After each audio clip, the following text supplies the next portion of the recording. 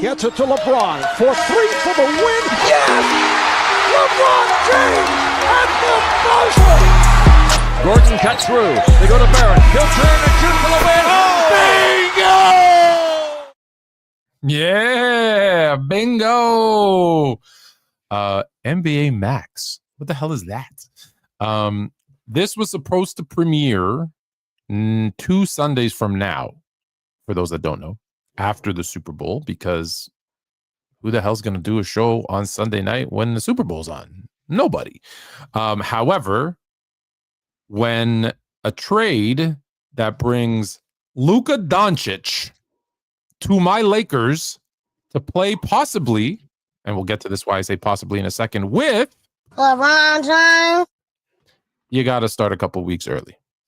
That being said, Jalen Carter will be joining us shortly. G Money, one of the other panelists, will be joining us shortly. We kick it off with the All-American Hooper, Chris, and of course, Ori from Hoop Social. What's up, guys? Can't complain. Thanks for having me. Yes. I can complain. Do we want to start right off with Dončić and the Lakers, or can I just tell you something? Because there's obviously more breaking news if you haven't seen it. Yeah. Right. De'Aaron Fox. Can I be the first to say last week, if you watched Fluent and Chill, you would have known when Fluent Jr. came here, he asked me, so what do you think is going to happen with De'Aaron Fox? And I said, let me tell you what I think. I think De'Aaron Fox is going to get traded to the Spurs. The Spurs are going to somehow win the lottery, and you'll be looking at a team of De'Aaron Fox, Cooper Flagg, and Victor Wembanyama as the next dynasty. One of those, actually 2 of those 3 things now, I guess, are true. They got Wemby, they got Fox. Why are you shaking your head no, Chris? I'm shaking my head no at the notion of that being a possibility. It's just bonkers how we have Wemby, the most talked about and now probably the best rookie of the year that we've had since LeBron, and Cooper Flagg is probably the most talked about prospect other than Wemby, and I guess maybe you include Zion in that mix. At least prospect at the very least. I don't know how good he's going to be. He's looked great so far at Duke, but just the thought of him joining up with De'Aaron Fox, who in my opinion is a borderline top 20 player, and then Wemby, who was looking like a top five player, is just absolutely insane to me. All I'm going to say, you said if it's possible, and all I'm going to say is, and you're a Boston Celtics fan, so you'll know anything is possible. Well, Fluent, you forgot the most important piece. You forgot You forgot the 4th piece, Fluent. What's the 4th piece? The 4th piece is they also have their coach lined up with CP3 in the mix. Oh yeah, 100%. That's the only reason CP3 is there, is to learn under Pop and then take over. Just for those that don't, let me just first say this. The shirt says Dance Dad. Yes, Little Miss Fluent is a dancer. And then there's a barcode and it says scan here for payment. So if there's any other dance dads, you know it's super damn expensive. And she had right here. She had a dance competition today, so I had to wear my dance dad shirt. Okay, that out of the way. I want to start with this one first, because obviously everyone wants to talk about Luka and the Lakers. But let's because this one just came through. De'Aaron Fox to the Spurs, right there. I don't see any. Does anyone see any negative to that piece? Because there's more pieces to that trade, but anything negative there? No, there's absolutely no negatives. I mean, now you have a player in his prime to match up with Wemby, who we know his ceiling is going to be phenomenal, but he's already showing us phenomenal as is. So, and the league wants him to be the face, right? Let's be honest. Yeah, and they're what, 20 and 23. I mean, it's not like this team isn't super competitive already. So, I mean, De'Aaron Fox is a competitive guy and a very underrated guy, and was kind of buried in Sacramento a little bit. I think Popovich will get the best out of him, and CP3, more importantly, will get the best out of him. And watch out for Sacramento. Watch out for San Antonio, I mean. Yeah, I think what happened with De'Aaron Fox was 2023 happened where the Spurs were the Kings were the 3 seed, and then he started to live up to a lot of the expectations. You know, he's the fastest player in the league. He plays awesome defense. He's a very solid scorer. And once they got to the 3 seed and then they pushed the Warriors to 7 games, they almost won a playoff series. But then Steph Curry ended up dropping 50 points in Game 7. And then after that, everyone, we go into next season, the Kings have high expectations, and then not for nothing, the Kings win 2 fewer games than they did the year before, and everyone calls them a disappointment, which they were. But the reality is that the West just got so much better, and then they flipped their worst starter, I should say, for an all-star caliber player in DeMar DeRozan.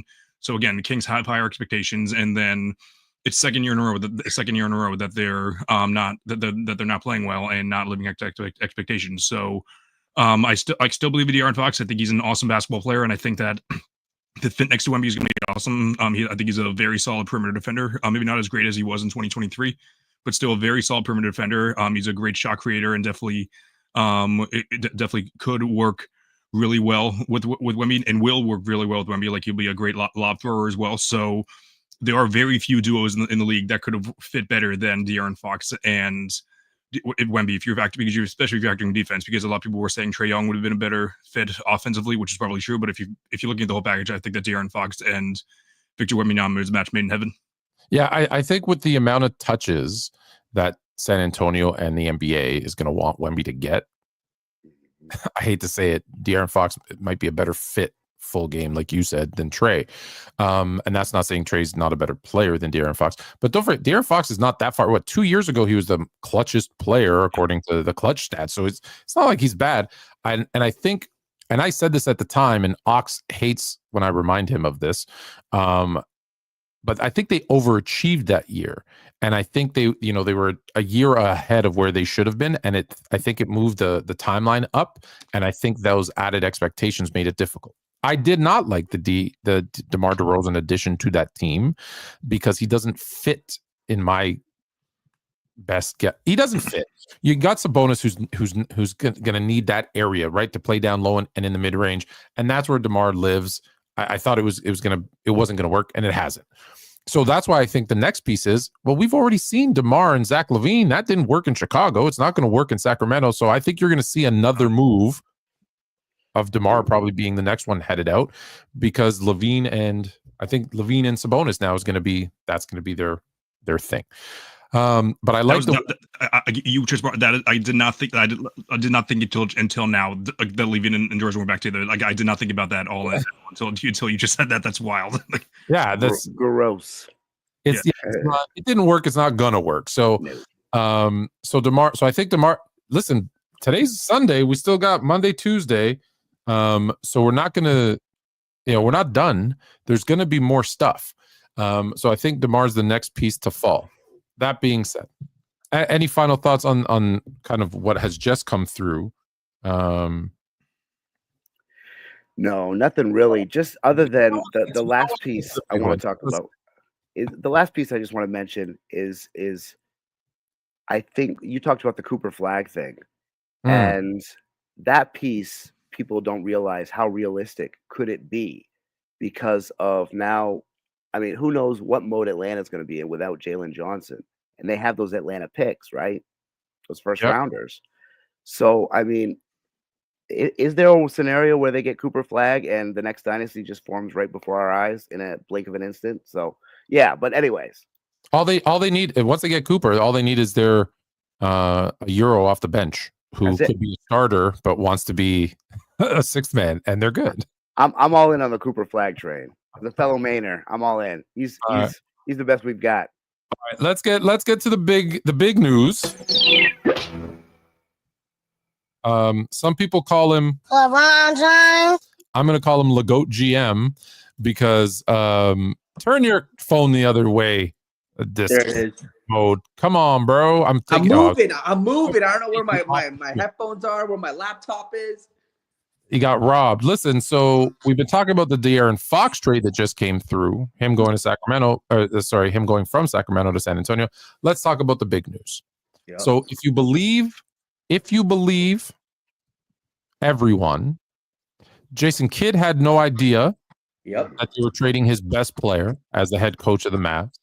LeBron James had no idea that they were trading his best player on his team in Anthony Davis for Luka Dončić. Luka Dončić had no idea he was being traded. In fact, he said, I thought I'd be playing in Dallas forever, and I really wanted to bring a ring, and it feels like a second home, and blah, blah, blah, blah, blah.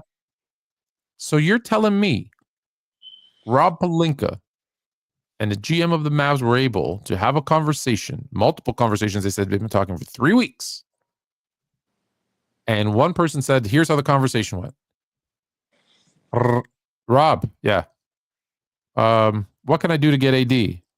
Rob, nothing. Mavs.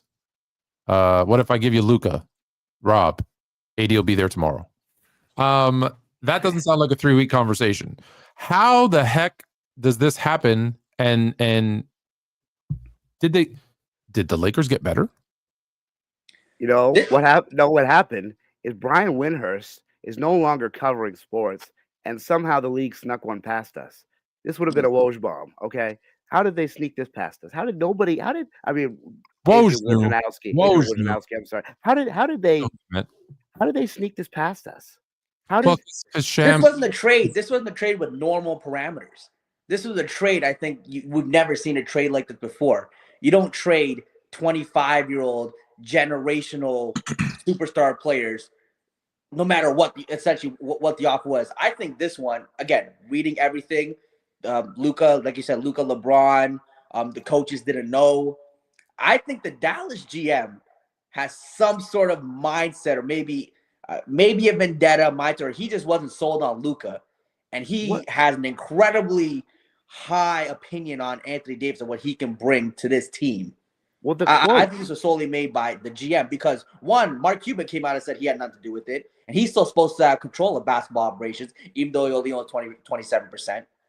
Right? The coach, like I said, Jason Kidd, didn't know. I think this was fully on the GM, or the owners, the group that bought the Dallas Mavericks, didn't want to pay a luxury tax and didn't want to pay that max 5-year, $350 million, $70 million a year, because the people that bought the Mavericks are real estate Las Vegas people. They don't really care too much about the actual basketball product. This could strictly be a business move. When a quote unquote private equity firm family buys a team, sometimes they make business decisions versus basketball decisions. But okay, and all that taken into consideration, I have to ask, who is lying? Who is lying here? Maybe they're telling the truth. But somebody has got to be in order. Like, either this didn't last 3 weeks, and it was like a spontaneous type of decision, or they knew they were going to do this from the get-go. I do think it was more so not fully spontaneous, but not fully planned. But the way Dallas was playing without Luka Dončić, maybe just gave him the thing. Hey, maybe if we trade Luka, we can get a piece that will still significantly help us now. And again, I think this trade helps Dallas now, but it sets up the Lakers for the next 10 years. I think that's how the trade was. So it helps Dallas now, gives them the big interior piece, inside scoring, arguably, a top 3 defender in the league in Anthony Davis. Pair him up with Kyrie Irving, who now gets more ball handling duties with no Luka Dončić. You still have Klay Thompson, PJ Washington, Gafford. This is a very dangerous team. And with the Lakers, you get a future face of the league for the 10 years. So here's my thing.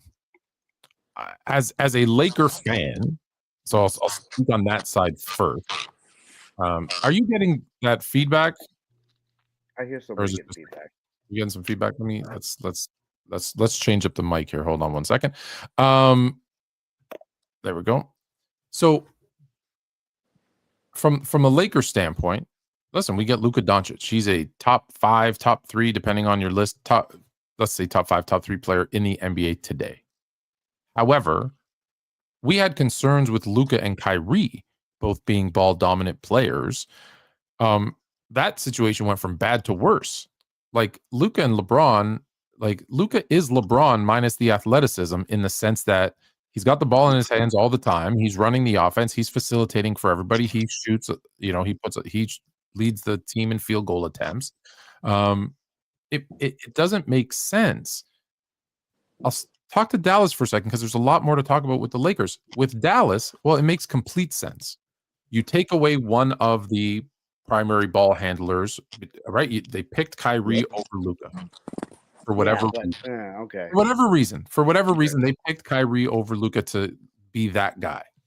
You bring AD into a situation where when we've seen AD at his best, it's when he has multiple big men around him, right? When he had JaVale McGee and Dwight Howard and earlier on DeMarcus Cousins, that's when he was at his best. So now you've got him with Lively and Gafford, and you've got these bigs where he can go to where I think he shouldn't play, power forward. I think he's a center, but where he wants to be, which is power forward, he might be happier.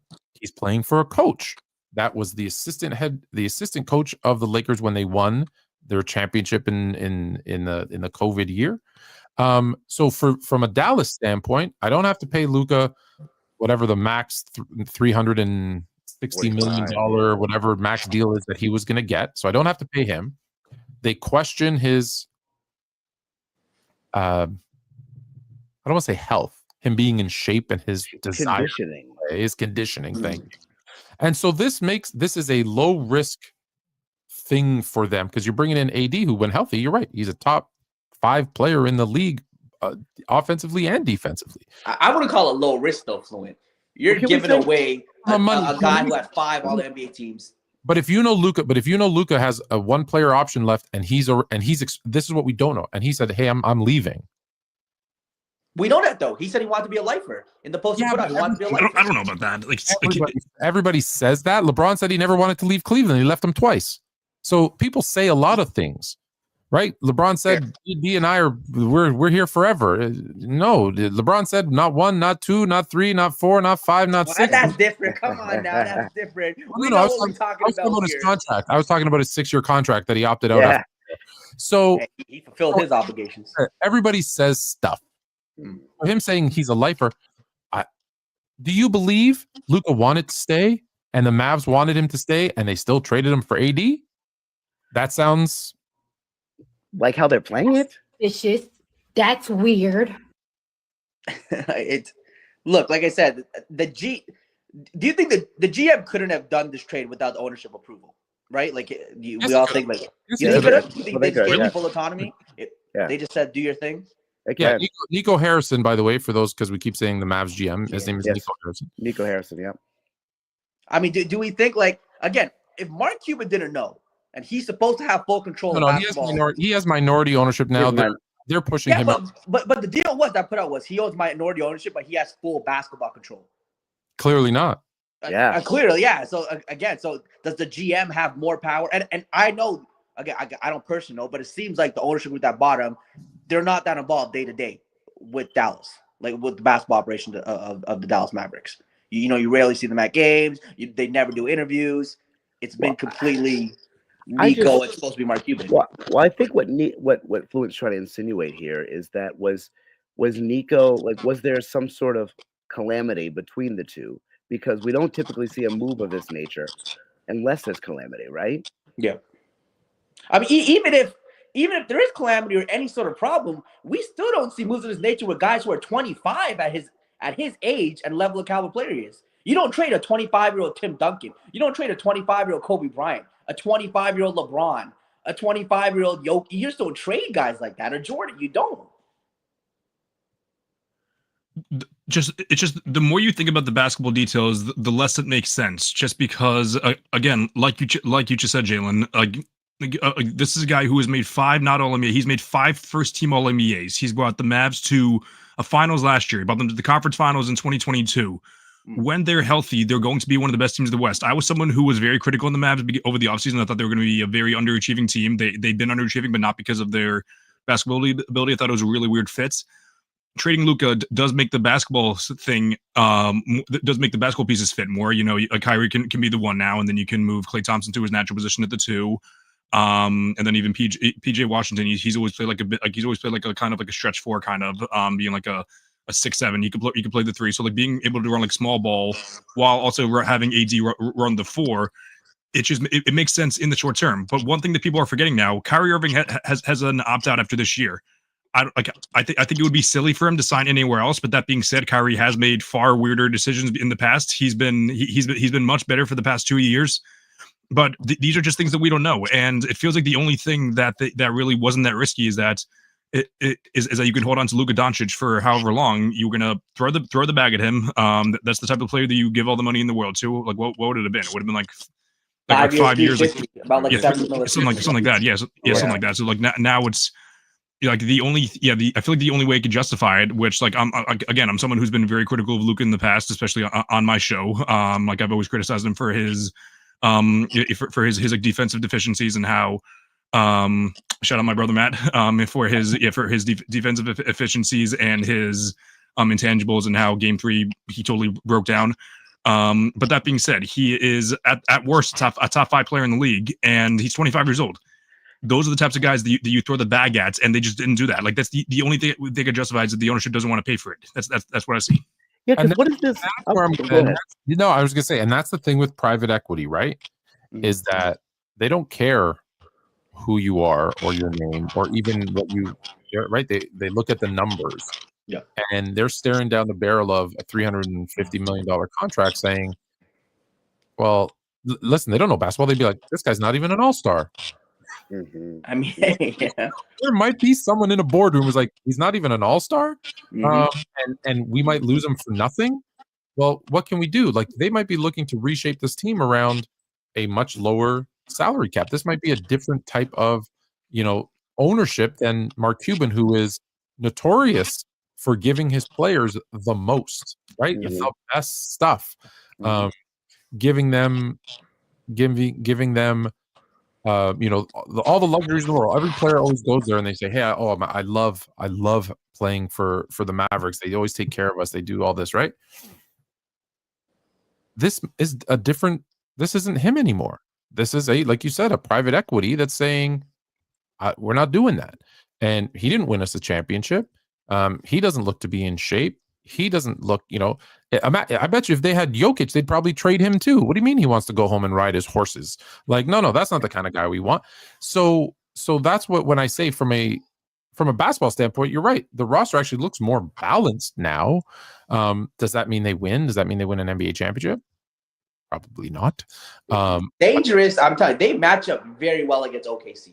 They match up very well against OKC and Denver, the two teams that are probably the toughest to get out of the West, right? And you know who matched up really bad against OKC? If you go look at Luka's track record against Lou Dort. It's right, and he's come out and said that Lou Dort is his hardest, most difficult defender that he's played against. Love you. Not shocking at all. Yeah. Well, I think the one thing that makes me uncomfortable in this whole mess, to be honest, is the conditioning thing. Like, what are we allowed to say and not allowed to say? When does it become kind of shameful and shaming to a certain extent? Because we don't say these things about, like you said, Nikola Jokic, and like he's still putting up the numbers. When I looked into it, apparently early in the season, there was a report that he was showing up to training camp into early in the games at 260, a weight of 260. Normally he's 6'6", 230, just for the record, if anybody wants to know. But he showed up at 260, they said. And then they blame conditioning for his injury on Christmas Day. They also say that was a conditioning issue. And they're citing those two, apparently, in the reports that come to like this whole head, saying that he was not keeping himself in shape. Well, Luka's now 270. And right. And he's injured. So you say they can say it about Jokic, but Jokic is also 7 foot whatever, and he's not injured. But I bet you if he got injured or had a couple of injuries, people would start to say, "Oh, he needs to get in better shape." And we've seen Luka's, right or wrong, I think everyone's really turned off because of Zion. We've seen Luka's weight fluctuate. Right, we're just coming to a season and like the season they went to the NBA Finals. Remember when he came in, he was like, "Oh, he looks ripped. He looks good." And then this year it's like, "Ooh, he's getting into the." I mean, he's still fine. Look, Luka's never going to come in 6-pack shredded. That's just not. Yeah, no one's body type doesn't need to. Right? But... Yeah, I mean, I don't think he was overly out of shape this season. He got injured because he just got injured. Injuries happen. I don't think it was necessarily due to him being overweight. He didn't look slower. He didn't look. No, let's be very clear. I'm not saying that. What I'm saying is that's what they're saying is that, well, he went from 250 to 260 to 270. He looks this. Oh, now he's injured, right? When you're looking for an excuse, right, to get rid of someone or to not pay someone, you'll find anything. And I think that's what we're seeing with Luka. There's got to be more to it. There's no way he didn't ask for a trade. The team was happy with him, right? All of those things, there's no way that they don't all fit together. It's impossible that they all fit together and they still traded him, right? Like, he's 26. You don't trade away a 26-year-old, you know what I mean? Like, can you think of one? You can't. At this level of play. Let's be clear, where everybody was happy.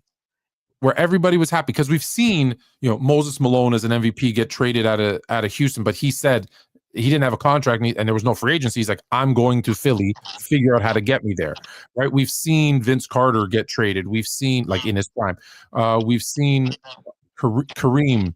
Kareem, but also same thing. I can't be in Milwaukee. I'm a Muslim. I need to get to somewhere where they'll accept me. Okay, they ship him to, like, LA's notorious for bringing in Wilt, Kareem. Then they draft Magic, free agent Shaq, draft Kobe. The conspiracy theories are already out that Adam Silver made a call to get a Lakers. They trade. They trade for Pau. Like, they've notoriously got guys like that. But this is, even for the Lakers standpoint, this is unheard of. Like, Chris Paul was too good to trade to LA to play with Kobe, but LeBron's not good enough to get Luka. This trade was so massive and unexpected. There's other channels who I watch who are like soccer, football pundits who talk about this. These guys are just talking about Manchester United, Man City's game, and suddenly I see him talk about Luka and Anthony Davis. Luka Anthony Davis trade. I'm like, what? It's crazy. I was getting a call. I'll tell you right now. My phone was. I was asleep. I won't even lie. I was asleep. 12:30, 1 o'clock in the morning. Chilltown is ringing me. He's like, dude, pick up the phone. I'm like, why? Like, leave me alone. And then I wake up and I'm like, I think it's fake. I'm like, is it April? I thought it was February 1st. Is it April 1st? Like, what's happening? I don't believe it. I looked it up a couple of more times. Like, I had to find like 5 credible sources before I went, oh my God, this really happened. It's the fact that Shams tweeted this. Yes, this is real, and then no one tweeted anything else for it's about 5 minutes. I'm like texting my group chat. I'm like, guys, there is no way this is real. Like, are you kidding me? And then I forgot who tweeted. Oh yeah, Jeff Passan, who's the baseball ESPN guy, like, retweeted. I'm like, wait, what? And then I saw Haynes followed up. I'm like, oh my God, this is real. I was like, oh my God. Because it doesn't. So we've talked about the Dallas standpoint. It makes sense from a roster perspective. Trading away your best player, 26 in his prime, that doesn't make sense. But from a roster perspective, money perspective. And that's the most important one, money perspective. Okay, I can see it. Well, who are the Lakers now? Like, let's be honest. Like, forget the, I know once Jalen pops back on, he'll say I'm just hating on LeBron. But let's be, Luka and LeBron doesn't seem like can coexist because they play the same style. Unless LeBron's like, hey, I'm a 40% three-point shooter, so I'm just going to spot up here in the corner and jack threes, which I doubt. Or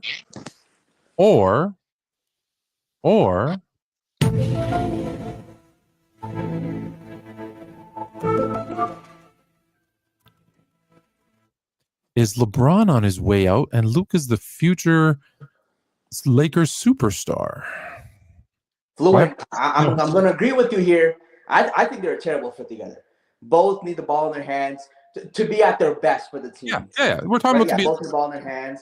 Defensively, LeBron isn't, first team all defense LeBron anymore. Luka, we understand Luka defensively is not that great. Defensively, with those two out there, with no Anthony Davis, and a guy like Austin Reeves will be traded for a big, but with Reeves out there too, that defense would be cooked. So I actually think it's a terrible basketball fit unless they make a trade. Austin Reeves for Miles Turner, throwing some picks, figure that out. Then you can become intriguing because in a lot of ways, there's a lot of similarities to the 2016 Cavs when Kyrie and LeBron would just take turns. Obviously, this is not 34, 32-year-old LeBron. He's aged, so I don't know if he can carry that load. But in theory, I think they play like that, just take turns. It does give LeBron a break from being on ball, playmaking. But like you said, I do think turn LeBron in some plays to a spot-up shooter. Or again, with the basketball IQ, could be an amazing cutter. If Luka can do the same, they could make it work. When you have two great players like that, you can still try to make it work up to JJ Redick, fine. But they definitely did trade for Claxton or Turner. That's big. Those two names, maybe Robert Williams, the name out there too. They definitely need that. But for Lakers, I think you said it best. This is for their future, for the next decade. They have one of the faces, it's not the face now. Luka might be a bigger face of the league when playing for the Lakers than Wemby, right? Because he's in the Laker market. He's still Luka Dončić. He's going to play phenomenal, so it could be the Lakers setting themselves up for the decade, and LeBron, in 1 or 2 years. This is like if the Lakers had drafted Larry Bird. They got their blonde-haired golden boy out. He's a Hollywood movie star. It doesn't. You're right, but though unless LeBron said, I can't, which he's 40, so it wouldn't be crazy. Listen, I can't carry the load anymore. I can't be the guy who creates the shots. Like even in the Knicks game, if you watch the Knicks game last night, it was a close game at points, and the Lakers without Anthony Davis did a great job defending the Knicks. But if you looked at the most crucial time, I think it was a 7 or 8 point game. It's why Josh Hart is on LeBron. That's a whole nother conversation because OG out there, yeah. Got a 6'0" on 6'9", but whatever. So he spin moves, baseline, dunks, pulls up, hits a 3, and that's actually what blew the game open. That's when it went into a double-digit lead, and then it was Bronny minutes. Like it went from a single-digit game to Bronny minutes, and we all know Bronny doesn't get minutes unless the other team has cleared out their bench because he stinks. So unless he has said, hey, I can't do that night in and night out, let's bring in, hey, if it's going to be Luka, let's bring in Luka to do that. I'll do it in my spots, and I'm okay being a spot-up guy every once in a while here, there, whatever. But I still don't see – but AD said it himself, a sham. He's a sham, so let's just call him what he is, getting paid by Clutch. He's more narratives. I miss Woj. She was impartial. But anyways, story for another day. Shams. He's sham. He's a scam. He asked AD, what do you guys need? And AD said a center, and then they traded away their center. Guys, I have to play devil's advocate here. Okay. I'm a Boston Celtics guy. You guys know this more than anything. But I'm going to play devil's advocate and say that I think the Lakers won this trade. And I think they won this trade because, number one, okay, what do we say about Anthony Davis and Kyrie Irving at the end of the day? Were they ever the best number one option on their team, or were they number twos? They're number two. What is that team? Does that team have 2 Robins on it? And does the other team have 2 Batmans? But they have they're Luka, unique Robins. If you give me 2 number one, I'm saying if you give me two number one guys, 2 hymns, they are gonna figure it out faster than 2 number twos are gonna figure it out. I don't care if the pieces make sense. I think like if you put Luka Dončić and now you finally enable LeBron James to be a number 2 option, which he's never been able to be. But he's never been able to or willing to do that. Has he had the guy to do it? Of course. Well, he tried to do it with Dwayne Wade in 2011, and that backfired. He was willing to do it. He was willing to do it. He tried, and it backfired. He wasn't willing to. He wanted to do it in 2011. Yeah, that's what. Yeah, and then realized, I can't, and then he had to take over. But in this situation, will he be willing to do it? And if so, will it work? Because it's one thing to be willing and able to do it. It's another thing for it to work when you do it. Or I don't know that Luka will be able to do it. So if they don't, or it doesn't work, now we have a problem. Like I think Luka did it with Kyrie. Bosh easily dropped into the 3rd spot. No issues. But if Wade and Bosh weren't friends and didn't say, hey, this is your team. No, it's my team. No, hey, Wade, this is your team. You be the number 1. Hey, this didn't work. LeBron, you be the number 1. Oh, okay, it works. Let's keep doing it that way. If they didn't have that relationship, which I don't think Luka and LeBron have, it could have been horrible. It could have been. There's no way a 40-year-old LeBron is going to tell Luka, this is still my team. Like LeBron will still get the media attention because he's LeBron James. But LeBron is smart enough to know 25-year-old Luka is going to take all the pressure off him. What happens when Bronny throws one of those horrible passes out of bounds to the referee like he did twice last night? He scored 2 points and 2 turnovers in 20 seconds. Bronny James taking straight the head and said, "Smarten up, kid." What happens? We're not worried about Bronny James. He's not going to be on the court in the playoffs. We're talking about playoff time with LeBron James, Luka Dončić, Bronny and you now have two, as I call them, as the league, we refer to them, hymns. They are going to figure it out. I think that Luka Dončić just dragged a team that was not supposed to make it, that had a similar profile in the sense that Kyrie and Luka were not supposed to work out, and they just were in the finals. And now we're going to say and sit here that Luka and LeBron can't figure it out. Like, picture LeBron as a Scottie Pippen to his Jordan instead of, the Jordan character. Like, is there anybody better to play that role than LeBron James in his current status, in his current state? I mean, a Pippen that can score, but you don't have the defense, but who can shoot? But a guy that can focus more on defense because his offensive game isn't as leaned on. I think there's a world where we see the Lakers becoming more competitive during these playoffs. And if we get Luka and healthy LeBron, I feel like there's nobody that wants a piece of that. I think they still need a big, because I agree. Without a big, the Lakers' kryptonite, even if you look back the last 3 years, is the Nuggets, right? Like, let's be honest. They lose in the Western Conference Final to the Nuggets. If they're playing any other team, they're in the NBA Final.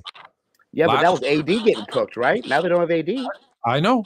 Last year, it's the first round. It's the Nuggets. If it's any other team, they're probably beating them.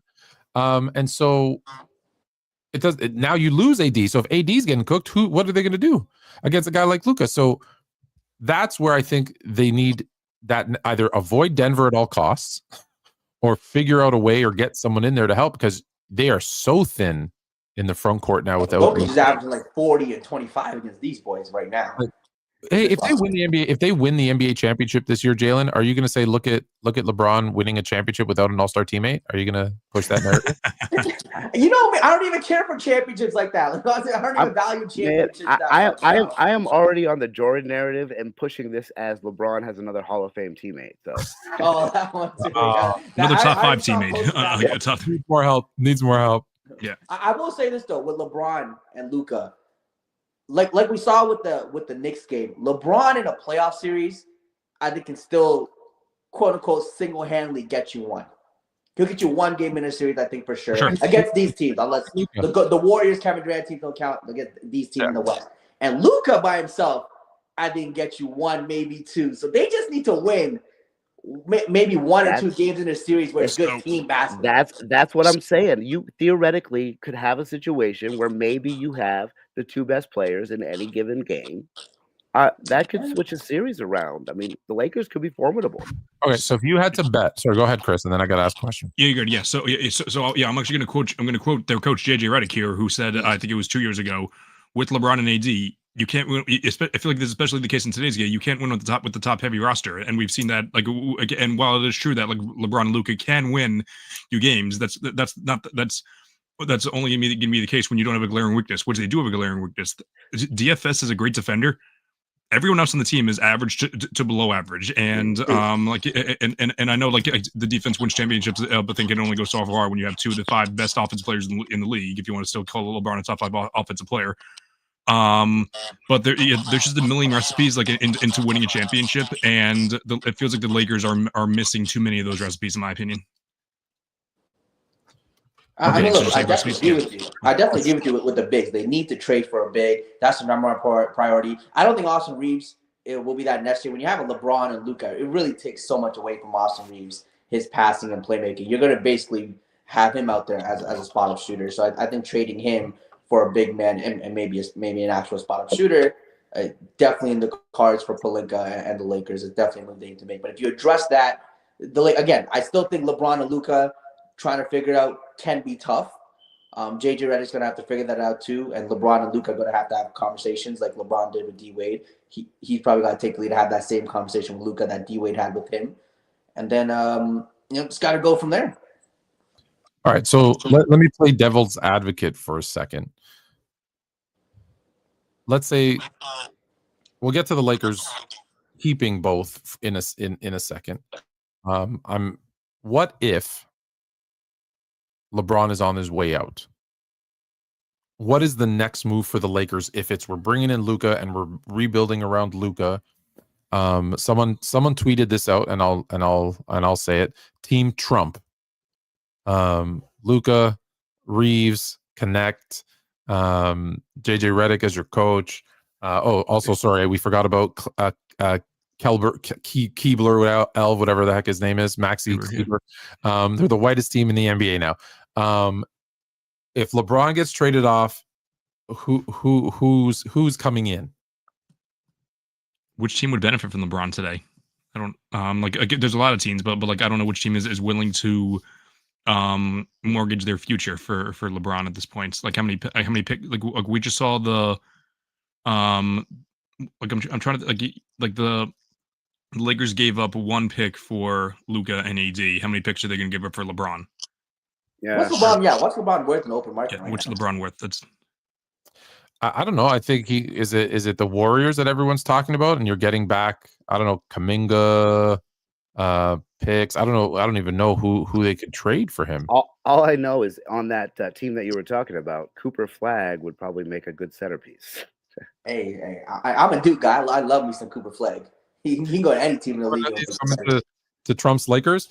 The whole white guy team. We don't. Yeah. So that's the problem, right? If Braun, but now Braun again, if you believe what he says he's staying. So, but is there a trade for LeBron? Is that even? There's 2 teams. I think there's 2 teams. I think Cleveland or OKC. If OKC has all the draft picks in the world, they might just give up draft picks and maybe an Isaiah Joe, Casey Wallace, Jalen Williams. So you think? Okay. So OKC, I did this with the money before with OKC when the Giannis trade was on the market. So they would have to give up Isaiah, Lou Dort, and maybe like a couple other money pieces. I don't know who else I don't know what other players they would give up, but like I think if you're not going to add any more players in that deal, I think you'd have to add in at least 3 first-round picks. Gotcha there. And Cleveland again, we got the money worth. Crazy to do that. They would ruin what they have going. Those two, we just mentioned the 2 best teams in the league. So it's only the 2 best teams in the league that would benefit from having LeBron. From a 40-year-old LeBron, I mean, I don't think LeBron takes at this point a mid-tier team to championship contender. I don't think he takes a 4. What if you trade him to Boston for Porzingis and Jaylen Brown? No, you don't trade Jaylen Brown for LeBron at this point. That's nuts. I mean, there you go. How dare you blasphemy? You're testing us in the first episode, like to make sure you're trying to test to see that we can take your BS here. Hey, Denver might want to get rid of MPJ. I'm pretty sure I have a DM that says no curveballs. Like, what in the world? No, that definitely didn't say that. Well, let's be honest. He's not going anywhere, right? He's not going anywhere. So no way. So it's going to be they need big men help, and they're going to figure out a way to play. Yep. Okay. Go trade for Miles Turner. Perfect fit. You know what? I think the Miles Turner for the past 10 years, he's not getting traded. 100%. I know. I've been hearing the Miles Turner trade for the past decade too. Hey, maybe it took a Luka trade for it to happen. We've seen the craziest trade ever, so maybe it's about time that Miles Turner gets traded. Claxton, Robert Williams would be great too. I think you call Sacramento and see if Sabonis is on the market. Oh, I mean, Sabonis is not the guy you need though, because defensively he's a liability too. And sure, but he's a rebounder and a half, and you know, Jackson Hayes could get some minutes. Who knows what that guy can do anymore? Something, maybe, anything. Sabonis is. I'm not. How many players do you think? I thought in my head, if we had this conversation before, what player would you need for you to trade Luka? I would have probably only said Wemby. Oh, and I wouldn't even said like Giannis or everyone, because Giannis is older than Luka. That reminds me. Did you guys see the report that apparently 2 weeks ago somebody said that Luka was on the market to a team, and the team immediately turned them down, and they were going to do a star-for-star swap, and the team turned them down. I saw that reported 2 weeks ago. They mentioned something about a star-for-star swap, and the team said no for swapping for Luka. The Spurs, maybe SGA. That'd be intriguing. But I'm thinking, it's probably the Spurs or Wemby. Maybe. Because how many untouchables are there right now? This proves none. Right. And I keep telling you guys, and no one listens, no one is untouchable. You might just not be willing to give the team what they want for that person, but nobody is untouchable. Not even, you say Wemby? Not even. Now, would you want to trade your whole starting lineup and 5 first-round picks for Wemby? No, but I bet you if you offered it, you get him. Well, Right? Like, no one is completely untouchable. And the other piece that we always forget is there's more to a trade than 2 GMs from 2 teams agreeing, right? There's money involved. There's the future outlook involved. There's agents involved. In some cases, unfortunately, there's families involved. There's personal stuff going on that's involved. Like, there is so many things that you and I, and now I've unfortunately or fortunately have had the misfortune or fortune of hearing some of the background stuff that happens in some of these trades. But there's so many other like I know this one very intimately, right? Vince Carter, you know what soured Vince Carter on the Raptors? They you guys know? Coach or GM, they like, right? Do you know what the straw was that broke the camel's back? I thought it was coach. I thought it was a money thing, but the new ownership / coach that was coming in said there's no more of the family frills. Michelle Carter, Mrs. Carter, no longer gets her private parking spot in the VIP underground, so she doesn't have to deal with Toronto traffic and parking, which we can attest to is insane and super expensive. And that was like, no, then I'm like, that was other things too, but I'm saying that it's something sometimes as silly as that. You've heard the rumors, I forget who it was. This was in a movie about, no, Tim Duncan. Tim Duncan was set to sign with the Orlando Magic. And his wife asked, or girlfriend asked, which ends up cheating on him with her yoga instructor, and he pays them off, but that's a whole nother story.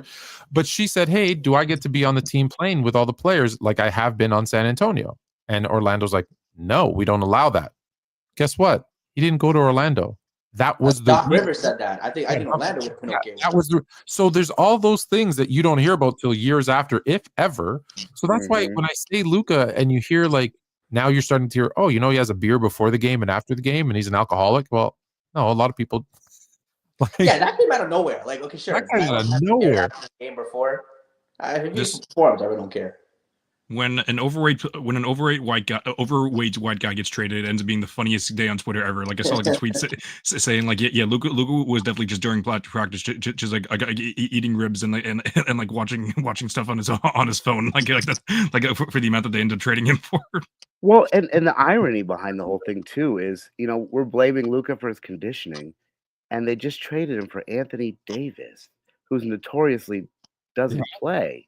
Yeah. So it's just like Davis for like you didn't get that nickname by accident, right? So is just kind of funny. But like, Davis really? Right? Davis isn't getting the money though, and Davis is a significantly better defender.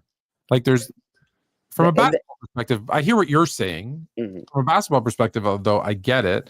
The only thing I can hope and pray for is that LeBron puts Luka on his workout / nutrition plan, right? Because if Luka does that, right, like it took, let's be honest, it took Kobe at the Olympics to show those guys, LeBron included, but him being the main one, what it takes to not just be great, but to stay great. To the point where now we're hearing stories of guys saying, oh yeah, I started to work out. Who was it? Who worked out with LeBron? I forget who just said this story. It was a point guard. Maxi saying, yeah, I tried to get to the gym before him, and the one day I got there at 6 and I got there before him, and then the next day he was there at 5, had already worked out for an hour and was in it. Didn't we hear that story about Kobe 20 years ago? Like it's gone full circle now, where now he's the guy outworking the younger guys, and they're going, oh, I got to step up my game because this older dude is doing this. If he can do that type of mentorship or that example for Luka, we might be looking at the best player in the NBA. That's it. Yeah, I mean, we'll talk about the ultimate person to learn from. Yeah. Like, yeah, who else can you learn from how to be like super great and not have to really try on defense? Right. The disrespect, Miami LeBron, and to get longevity stats forever. That was for you, Jim. we're gonna go around the table. Final thoughts. What I want to ask is, what's the next? So we know that Luka AD trade has happened. We know De'Aaron Fox is going to the Spurs. Zach LaVine is going to Sacramento. Oh, by the way, Utah also was part of that Laker trade, but Danny Ainge finally got Kyrie Irving and Anthony Davis to pair up, just not on the team that he wanted to, but finally, Yeah. Was that what he was trying to do in Boston? Yeah. 2019. Oh, yeah. Okay. He wanted that. Yeah, it's a few years late. However, I will say this for the LeBron haters of the world: if Kyrie and AD win a championship, and they're responsible for 50% of LeBron's rings, and they go out and win a ring together, forget it. Oh my gosh, I didn't even think about that. Two of LeBron's Robins go on to win without him. You think Twitter was bad when a fat white guy got traded? Wait, they will eviscerate him. I mean, you gotta say he taught him how to win. He taught him how to win. There we go. LeBron, you're right. All right, so let me ask, what's the next? So we know those trades have happened. What's the next? If you have to pick one. You can't say none. What's the next big name to get traded before Tuesday, Chris? It's Thursday, I think, they trade that on. But yeah, it's Thursday. Jimmy Butler will be traded to the Golden State Warriors. The Miami Heat have to trade him. At the end of the day, you're not going to get much from him in general. And even though some might argue that you're going to get more in the offseason, I do think that it's just better just to start over right now, rip the Band-Aid off. And people keep on saying the Phoenix Suns, the Phoenix Suns make it seem like it makes more sense. But however, I do believe that Pat Riley is the most petty man in basketball, and I think that he's going to say, you know what, no, Jimmy, you're not going to get what you want. We're going to trade you to the team that let's be honest, I think is the only other team that's going to be willing to trade for Jimmy Butler, because Jimmy Butler is not who he once was. He's not going to be the guy that's going to take over a playoff series who takes advantage of injured teams. He's going to so like there's only one team out there that's desperate enough to make the trade. That's the Golden State Warriors. The Golden State Warriors were off to a hot start, and they said, okay, yeah, maybe we can win games now. And then they disappointed their fans. They've been awful since. So they say, okay, we got to make a desperate move. So they can make a big swing for an all-star caliber player in Jimmy Butler. So Andrew Wiggins will be in that trade. I don't know what else. There's going to be at least a second or third team in that. Maybe it'll be Zach LaVine's off the market now, so maybe it'll be Chris Middleton instead that'll be involved in that trade. But yeah, like the centerpiece in that trade will be Jimmy Butler going to the Golden State Warriors. That's a good one. Ori, I don't know if this is going to happen. What I want to see happen before the end of the deadline is Zion Williamson be moved. I need Zion Williamson to get a fresh start somewhere. He's had the ups and downs, the not showing up for practice, apparently, to get suspended right after you come back from injury. And I don't think the fit with New Orleans is there. I don't think he ever liked it from the beginning. And I think with a fresh start somewhere else, if you can get a Zion Williamson, I think he might surprise somebody and really overperform compared to what he's done so far. a little birdie told me that it's bigger than this, but there is a trade that will send Zion north of the border, Bruce Brown, another piece, and some picks to not LA or no LA. Wow. That would be what, Air Canada 2.0? No, it might be. Unfortunately, hopefully, it won't be Oliver Miller 2.0. Ooh, we're not going to disrespect Vince Carter. deep cuts. Oliver Miller. Jalen, who's the next to get traded?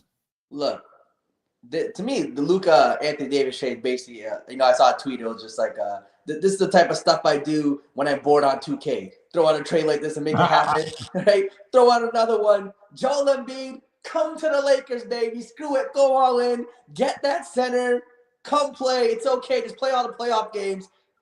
Joel Embiid, Luka Dončić, LeBron James, trade Reeves, trade Rui to make the salaries match. Do what you got to do. You know Philly wants him gone. That'll be good times. The fact that the Lakers really biggest competition in the West is Denver, and he doesn't play in Denver, I think might kind of push that plan. True. He does have a tendency to duck Denver.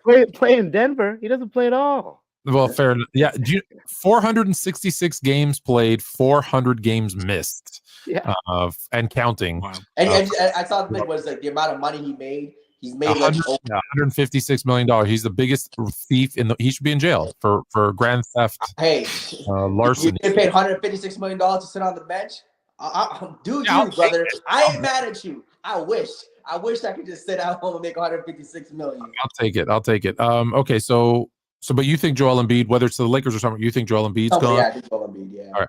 Because I think he's going to be gone too. Not to the Lakers, unfortunately. So I think Zion will be traded. I think Joel Embiid will be traded. I've already said kind of where I think. I think the Bulls are in wholesale mode. So don't be surprised if you see Vucevic actually being that Lakers center that they need. I've heard Jimmy Butler does get to go to Phoenix. Beal ends up being the one that goes to Golden State, and Andrew Wiggins, others come back to Miami as they build their unit. So after I went on my rant, I glanced at my phone on Twitter. It actually says that Jimmy Butler is unwilling to sign an extension with the Warriors, and trade talks to send him to Golden State have ended for now. So yes, so that's already bad. That's already a cold take. We're off to a good start. Forgive my takes on the show. In the first episode. There you go, Fad. At least I owned up to it right away. Yeah, so that's what I've heard is that's the kind of move that happens is Beal goes, and then like you said, Wiggins and a couple for salary because Miami feels like they have a core in Bam, Hero, Ware, and there's the other young guy. Yes. No. Another guy. I'm out on Bam, man. No, but their core. I'm trying to remember who the fourth guy is. The young guy. Duncan Robinson? Tyler Hero, Bam Adebayo, Jimmy. Jaime Haskins. Hakas Jr. Jovic. That's it. That's it. Yes. Jovic, Ware, Bam, and Hero are kind of their thing. So if you add in a Wiggins, whoever, like a couple of guys there, I think that's their play. Don't be surprised if Brandon Ingram doesn't get moved as well. But before Thursday, I keep saying Tuesday, but before Thursday. So they might be fired. They're in fire sale mode too, right? I mean, Dejounte Murray's hurt, got the Achilles. Zion's up and down. They should have been a fire mode sale anyway, right? They were so underperforming. Yeah, they're underperforming. The big off-season move that they made, he's injured now. He's gone for the season, so you might as well start to. I wouldn't trade Herb Jones or Trey Murphy there. Like those are two like really solid players. Like that. Yes, like everyone else, like I think is on the table except for those two guys. Yeah, like to go back to the Lakers trade quickly. One of the things I wanted to say was the fact that they didn't, and I get it, you're getting Luka, so maybe they can't demand things. But the fact that you didn't get yourself like a Lively or a Gafford or another like a big in that trade, I think is where they kind of missed it. But okay, I thought too. If they could have even if it was PJ Washington, Lively, or Gafford, one of those guys with Luka, then the Lakers really would be cooking. Yeah, because they ended up getting it's Max. Because don't forget they gave up Max Christie. Scalfino Hood is the one that went to Utah. Each team, Dallas and LA, gave them a second round pick. LA also gives the first round pick to Dallas, and they got Kleber. And am I saying his name right? Yeah, Max. Say Kleber. Some people say Kleber. Yeah, exactly. Some people say Kleber. And Luka was there. There was no one else in that trade, right? Am I not missing? Markieff Morris. Markieff Morris. Right. He's 5 years too late on that, but okay, he can come off the bench and body check someone. Or if he's hurt, his twin brother can slide in for him and play. Right. All things that have happened. So there's I think those are the names. I don't think I missed. Is there any other people that are being rumored to be moved? I think those are of the big names. Well, Luka wasn't rumored to be moved, so I guess full on speculation's allowed at this point, right? All right. Is there anybody that out of the blue that makes absolutely no sense? I think Joel Embiid might be yours already, Jalen. Yeah, or actually, he's been rumored. Is there anyone that no one's saying that you're like, I think this guy might get traded? Kind of a big name too. Yeah, like honestly, I don't know if it could happen, but I thought Pascal Siakam was going to get moved. Really? I didn't think that the Indiana thing was going to be a long-term thing. I thought that was going to be kind of just one of those, hey, I'm testing the waters. We're mediocre. Let me go Didn't he somewhere. sign his extension? Yeah, Yeah. that's what I'm saying. Like earlier, that's somebody that I would have brought into it. But The Rockets, the emergence of Amen Thompson and what he's been able to do when given the minutes, they can make a move. I don't know for who, because they just have a lot of players, but they have some pieces to make a big move. I just don't know for who though, but Right. have the pieces. LeBron to the Rockets. That'd be interesting. Not gonna lie. Sengun, Jalen Green. Are you guys okay to go a little bit? Because I do have a question for you guys. Yeah. yeah, go for it. Sure. Yeah, okay. Mhm. So a lot of trade talk, obviously, for obvious reasons. But I made a joke about LeBron winning a championship without an all-star teammate.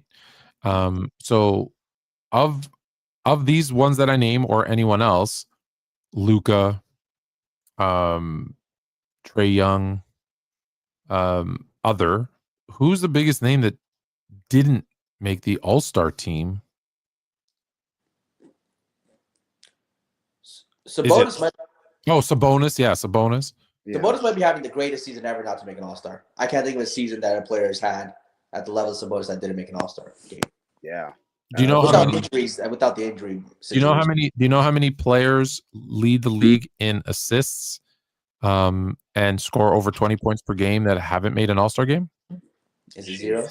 Zero. I would say I zero. was Imagine, just yeah. gonna say it's Actually, gonna be a tiny list. Actually, one. Yeah.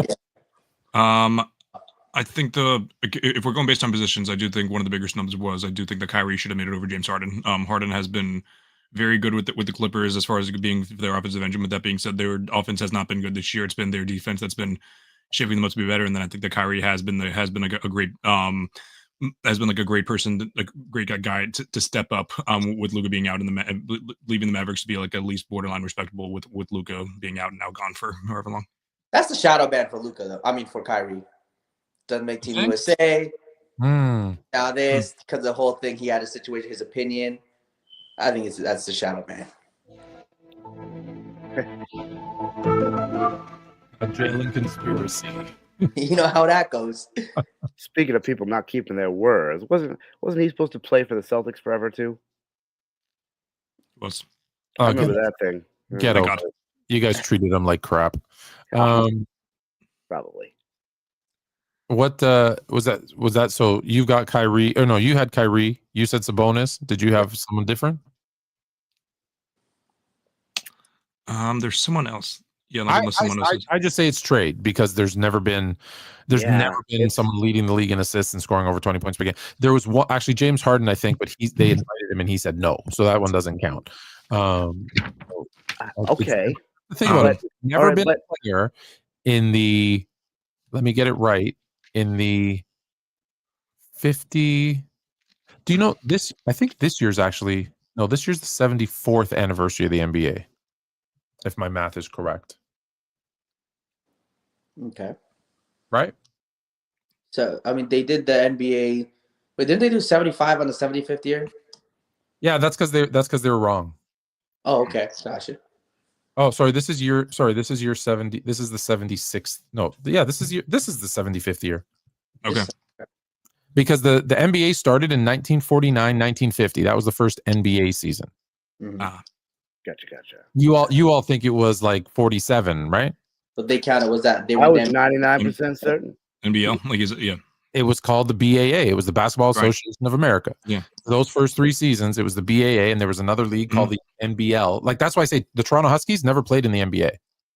When someone says to you, if someone says to you, I'll give you $10 million, tell me the first NBA game, and you say, oh, the Toronto Huskies and the New York Knicks in Toronto, that's a lie. That was the BAA. They merged with the NBL, the National Basketball League, and the first season was 1949, 1950.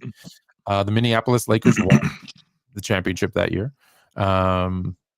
Andy Phillips led the league in assists. George Mikan led the league in points. And the first game was actually the Tri-City Blackhawks versus the Denver Nuggets. Tri-City won 92-86, something like that. Anyways, in all of those years, all of those years, not to say 70 whatever years, that's the only player to average 20 and lead the league in assists and not be an all-star. So how is that? Okay. Figure out how that's not the biggest snub. Devil's advocate. Make an argument. Can you make an argument for him over the guys above him? Who are the guards in the East that made it? Garland, Cade, Dame, and then the two starters. Brunson and Mitchell. I think I can make the case over Garland as an individual player. Don't, because it's team success. I don't know that makes the All-Star. That's not what makes you. That's what makes you All NBA. Makes you like MVP, all those other things. But I think All-Star is it as an individual, and as an individual, I'm taking him over Garland. But well, okay. So even being said though, that's only one guy. Oh, and Tyler Hero was the other one. Do we mention him? Tyler Hero, yeah. You didn't mention Tyler Hero. Tyler Hero's having a great season. I personally would have put Tyrese Halliburton over Tyler Hero personally. He hasn't been great, but he still has been putting up 18. What is it, like 19 and 8? While shooting 36% from three. He's like one of like 3 or 4 guys to do that. So. And also being like one of the being like the best player. I think he's having a better season than Siakam, honestly. Who made it? Who also shouldn't have made it, in my opinion. But we can talk about that later. So Fluid, do we not like the aesthetic of Trae Young? Is that what it is then? Yes. Not we, the people who pick. But people pick. I think that the coaches just like watch when they plan around Trae Young, they say we're gonna hunt this guy the entire game, and they just don't respect him as they just respect him so much on defense that they don't really think about his offense too much, which is one of the best in the league. So I think that's one of the things there. But it's the All-Star game. There's no defense. Yeah. So you got to understand what you're picking for, and I think the fans vote for who their favorite player is and who they want to see, in a dunk line, in layup line, because that's what it is, and then the coaches. They don't think of who do the fans want to see play, because that's what this event is for. They, like, to your point, they say, oh, well, he's not good defensively, so we can't put it, right? We can't put the best rebounder in the game, statistically. We can't put him in the NBA All-Star game. And you're like, guys, it's crazy to think that is there anyone on the team, not that there was someone more, is there anyone on the team that you're like, under no way, shape, or form should have been an All-Star? People are going to get mad at this, but I'm going to say LaMelo Ball. What? He's great. I'm sorry, but you cannot have the awful team be a shot chucker. And like, I understand he's got 28 points per game, 30 points per game, but this is on 25 shots. The dude shoots 31% from the three. You just sound like the coach I explained. Everybody No. I'm saying like comparatively to his peers, he is largely worse when it comes to efficiency compared to everybody. I hear you on that, but he's good enough to be an All-Star. Do I think there's people who can deserve it over him? Sure, but I think it's close. And I think the fan vote matters the most too for me. Because he's an All-Star for the fans. An All-Star, if there was no limit to how many, he shouldn't be an All-Star? If there was no limit to how many, he should. I'm just saying. Like, does he deserve that spot? Does he deserve that spot over Trae Young? No, that's what I'm saying. Over that, I'm saying who doesn't. If you have to take one out, not that someone else is better, just like that. I thought if I could replace Trae Young with that person. No. Okay. Okay, that I could see that argument. Although was Lillard an All-Star? Yes. Yeah. Lillard. Oh yeah, you got to pack Lillard up. There's no way Lillard's an All-Star. Yes, he is. No, if you Lillard, he's 100% All-Star. Lillard, I would take over LaMelo. Not even close. Yeah. I don't think Damian Lillard's an All-Star caliber player anymore. I think he's a good player. I think there's, I think Trae and LaMelo are both better than Damian Lillard at this point. I think he was rewarded for being on a good team. Dame is significantly. Well, like all three of them are very bad on defense. But if we're talking about offense, Dame is the best. He's the best scorer out of the three of them, and he's also the most efficient. Playmaking, Trae's above both of them. But Dame is the only thing Dame isn't the best at is playmaking, which he's only slightly worse than Trae. James without doubt the best player out of the three of those guys. 7 and 4 or 5, something like that. Like, yeah. Okay. Here's a hypothetical. I give you these three guys because we do this often. I give you Trae Young, I give you LaMelo Ball, and I give you who we were just talking about there, Damian Lillard. Yes. What order do you put those three guys in? I got Trae Young, LaMelo, Lillard. And what about you two? As all-stars or as players, overall players? As the guys, like if you had 2 all-star slots left and you had to fit 2 Okay, in, and so these for were the 3 all-stars? these were the 3 guys you were choosing from. I would Lillard, go LaMelo, Trae, Lillard. LaMelo, Trae, Lillard. Interesting. Okay. I would go Lillard, Trae, LaMelo. You're forgetting. You're saying that the All-Star game is a layup line competition, but you're forgetting about the half-court shots today. Besides Steph Curry, you got to include like Dame and Trae Young. Yeah, which LaMelo is good at chucking chops. And LaMelo will step back 3 from half court the way he's shooting. That's right. LaMelo will shoot 13 threes a game. I'm a fan of showing as an all-star, showcasing the younger talent. We've seen Dame in a lot of all-star games. We know what he can do. We know how amazing he is. We know he can, like you said, pull up from half court anytime and make it. But how many people have really honestly seen LaMelo because he plays for Charlotte? How many have actually seen him play? How many have seen Trae play? No. I mean, of the fans that we're trying to attract. Sorry. How many have seen Trae play because he's in Atlanta and no one really watches Hawks games? Like, they haven't seen it. We've all seen Dame. Like, and when Dame was in Portland, I would have said the same. I would have reversed and said, well, I want to get Dame so people can see them because he's on the West Coast. He's in Portland. They don't see him enough. That's why I think like guys like, look, they're all deserving. Don't get me wrong.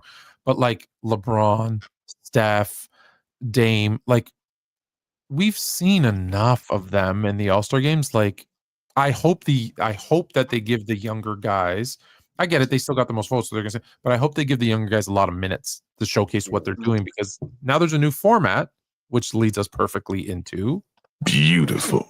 That's a beautiful segue into the new format. So this isn't an original idea, by the way. They stole it from the NHL. So they're gonna have 4 teams, although they picked the teams east, west, front court, back court. The 4-team kind of tournament style. What do you like it? Is it dumb? Is it smart? If they don't play defense, does it matter? I keep muting you, Jalen, because you're giving us feedback. So when you're ready to talk, then unmute. You damn orange hoodie. So I'm going to start up top and then work my way around to the feedback. Jalen, who couldn't find his headphones or his mic, apparently. Chris, do you like the new format? Does it matter because they're not going to play defense anyways? No, it does not matter. The NBA has tried to reform the All-Star game. Maybe it'll matter the first year, because the first year that they did the team captains, switching that around, 2018 All-Star game, it was awesome.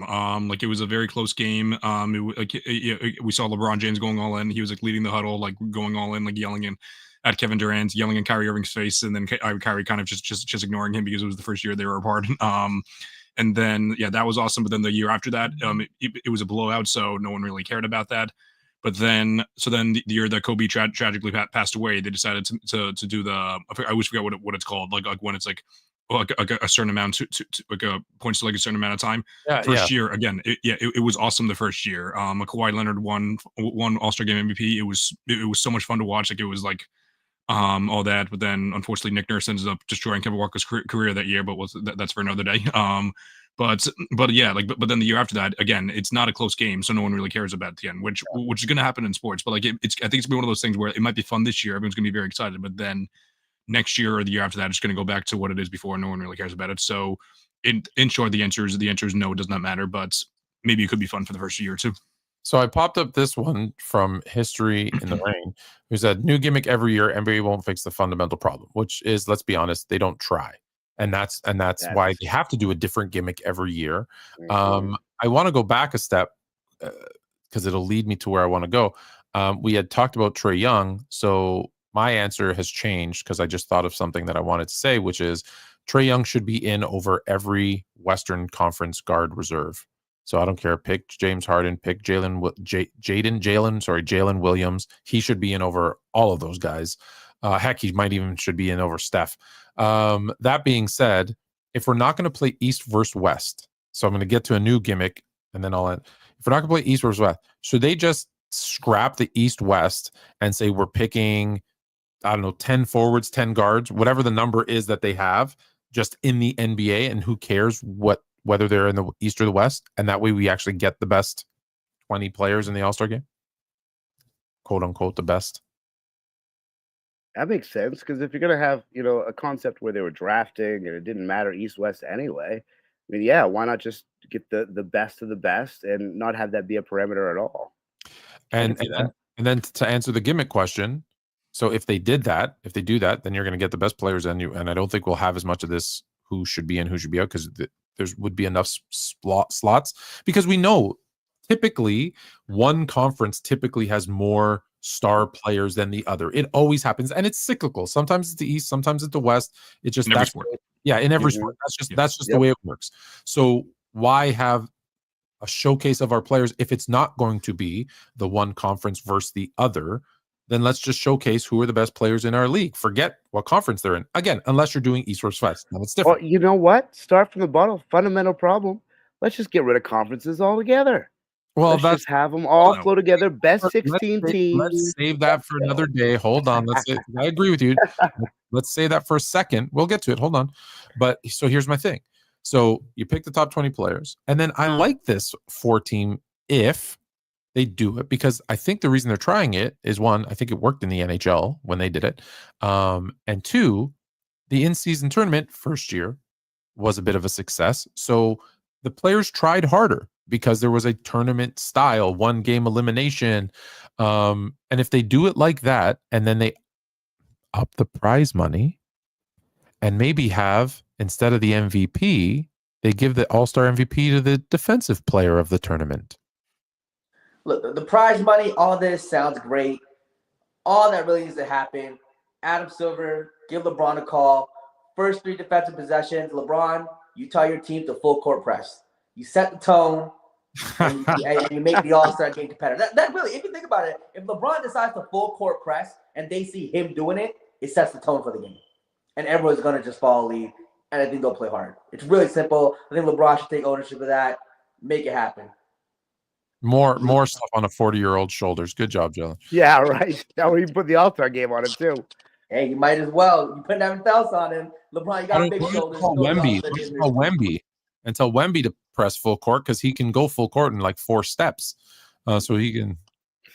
Maybe, hey, having a young guy like Wemby coming out being aggressive on defense would set the tone. Somebody, again, I think LeBron would have more impact, but a Wemby, a significant name, full court press someone, just set the tone. I think you just got to go back to the old format. East, Did West, you guys watch the Pro Bowl festivities today? Fun to try. None, not 1 second of it. Exactly, right? Maybe just no one cares. Is that also something we have to consider? Is that maybe these all-star things have just kind of run their course in general? And maybe like people just don't care about the festivities. You know what they should do? You know what they should do? You're right. They should take them away. Because the one thing I did learn was when they took away the dunk contest, because it sucked, and then there was a strike. When it came back, now granted they had Vince Carter, but man, people were really interested in seeing it, because maybe it's too much every year. Maybe it is. Like, absence makes the heart grow fonder, right? You got Caitlin Clark saying no thank you to the NBA 3-point contest, which, by the way, was such a solid move, because for those that don't know, she didn't say I don't want to do it. She said I want to compete in the WNBA 3-point contest in Indiana this year before I do anything for any other league. So let's be clear on what she said. So right, it wasn't that she didn't want smoke. Yeah, give her credit. But yeah, you're right. I think you're right. I think maybe they take a year off from All-Star or something. Like the NFL's trying, like it's a flag football game now, because they're like, these guys aren't playing. Now, granted, there's more chance of injury. But I want a 16-man 1v1 tournament. People have talked about it before. Bring a 1v1 tournament in there. It won't happen. It won't happen. You know why? Right. Because the best players in the league won't compete in it because they're too scared. Like, let's be honest. Why does LeBron never compete in the dunk contest? He's scared of losing, because you will be a meme if you miss a dunk or if you lose, right? They're so worried about social media and how they're going to be portrayed that they won't do a one. Like, could you imagine? I don't know who's considered Kyrie, let's say, goes out and smokes Tatum and LeBron and Luka in this one-on-one tournament, or someone, let's even go a non-starter. Like, you'll never hear the end of it. You'll never hear the end of it. They're not doing it. They're not. That's why it's just the players, the right players, excuse me, won't compete. Right? If you don't have the, I think even the mid-tier players can make it interesting though. Like I wouldn't mind seeing. I mean, what's a mid-tier guy? Even if a Jalen Green wanted to play one-on-one and Desmond Bain wanted to play one-on-one. You think? Isaiah quickly want to play one-on-one. You know what? I think What that's if? interesting to see. Okay, hear me out, Fluid. What if they made it 3v3? Yeah. What if we did like a 3v3 tournament instead? And you say like maybe they come up with some sort of gimmick, and it's like only guys from LSU versus guys from. They tried that. They had NBA, retired, WNBA. Yeah, I remember that. Whatever happened to that one? I actually like that event. I do remember that. I'm just saying like it was all guys, all from the league, you know. Oh, okay. Yeah, but I think same thing. Like what happened? Like a bracket, maybe. I don't know. Not like teams. People could bet on. Not like the Lakers put in 3 guys. Right, like maybe like LSU puts in 3 guys, so it's Ben Simmons. No one plays. Yeah. I mean, mean, if they really want ratings, just put maybe LeBron to tie Jordan in the some middle of the college court, let them have basketball, and then fun. like there's an international squads, and I don't know. I'm just.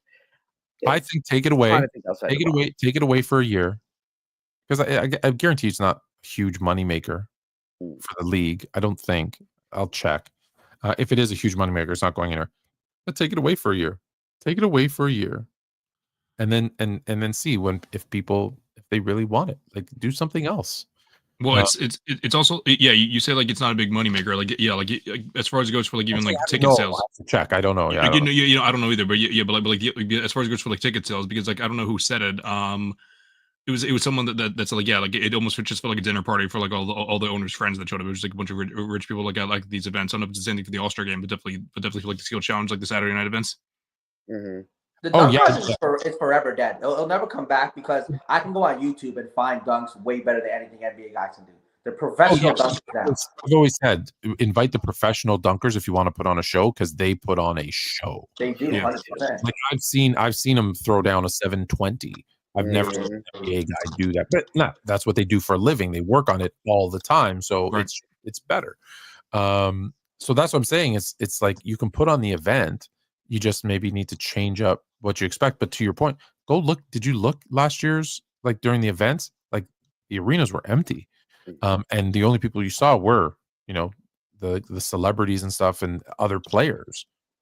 It's just, it's not. Last year's All-Star festivities. Life changes. Life changes, man. Like things aren't, the things aren't forever. So 2 last topics and then we're done. We got 7 minutes left because I said an hour and a half. So we'll go an hour and a half. You said get rid of conferences.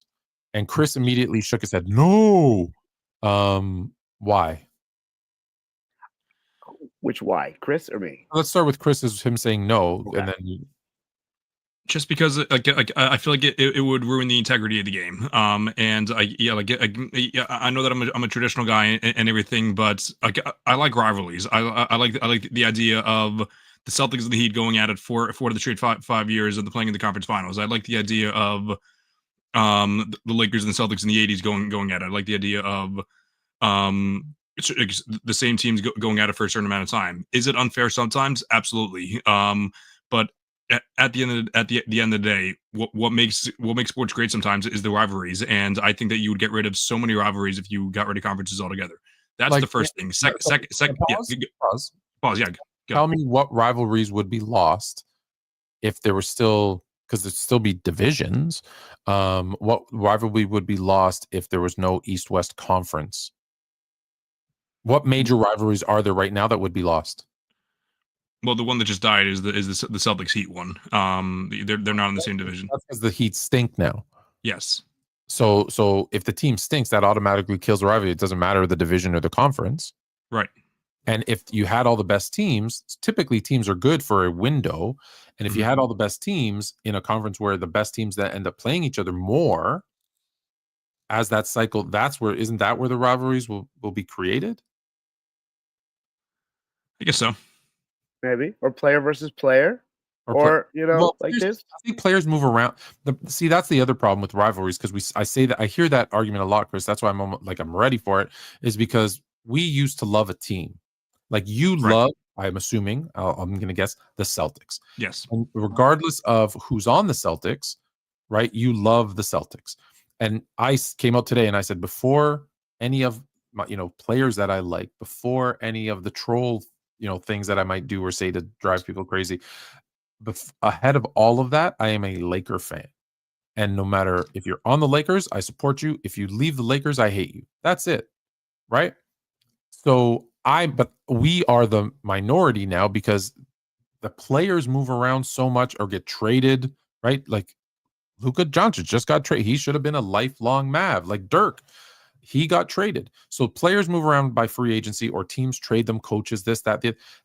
I don't think a lot of people are traditional team fans anymore, right? Like I see people who are like, oh, what team are you? Oh, I'm the Cavs. Oh, I'm the Heat. Oh, I'm the Cavs. Oh, I'm the Lakers, right? No, you're a LeBron fan. Cool. About it. Right, Exactly. Luka. I guarantee you're going to see a bunch of Luka fans buying their 77 Laker jerseys. So that part, that when the fans aren't there anymore like that, the players aren't there like that to create the rivalries.